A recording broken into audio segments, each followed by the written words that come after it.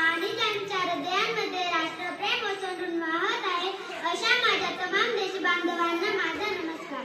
आज 26 जानेवारी भारताचा प्रजासत्ताक दिन, ज्या दिवशी आपल्या भारताला जगातील सर्वात श्रेष्ठ आणि पवित्र असे संविधान मिळाले, तो हा सुवर्ण दिन. शब्दांच्या शस्त्राने महान क्रांती घडली, भीमरावांनी माझ्या भारताची घटना मांडली. मित्रांनो, 15 ऑगस्ट 1947 ला आपला भारत देश स्वतंत्र झाला. खरा पण देशाला चालविण्यासाठी स्वतःचे नियम नव्हते. अशा वेळी अखंड भारताला एका सूत्रात बांधण्यासाठी गरज होती. एका कायद्याची, एका संविधानाची ही महान जबाबदारी सोपवण्यात आली. ती भारतीय राज्यघटनेचे शिल्पकार भारतरत्न डॉक्टर बाबासाहेब आंबेडकर यांच्या खांद्यावर.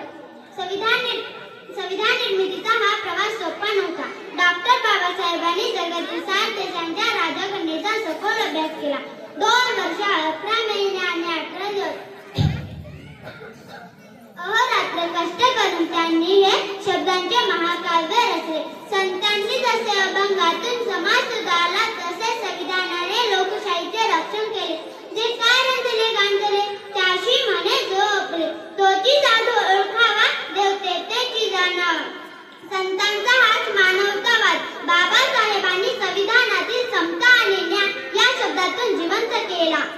ज्यांनी लिहिलं संविधान तोच भारताचा मान आहे. जगाच्या पाठीवर माझा भारत सर्वात महान आहे, सर्वात महान आहे.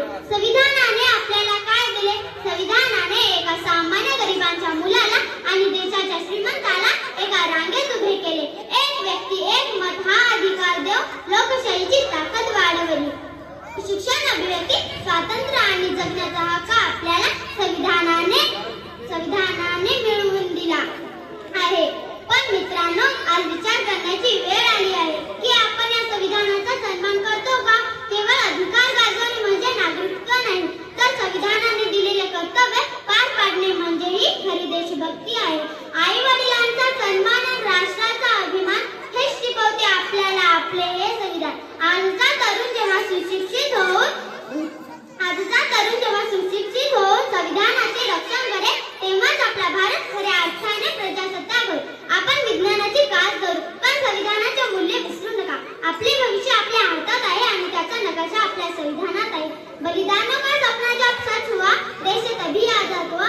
आज सलाम करें उन वीरों को जिनकी शहादत से यह भारत गणतंत्र हुआ, गणतंत्र हुआ.